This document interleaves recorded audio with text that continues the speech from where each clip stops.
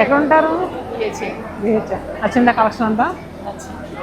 Venkatagiri, Gadwal, wow, ఇది ఆర్ని పట్టు చాలా బాగుంది. అండ్ నెక్స్ట్ నీ లెంగ్త్ బార్డర్ కుట్టిస్తే మాత్రం చాలా బాగా వస్తుంది. ఇది కట్టించడానికి. వావ్, కట్టించడం. మీ పాపకైతే సాటిస్ఫై.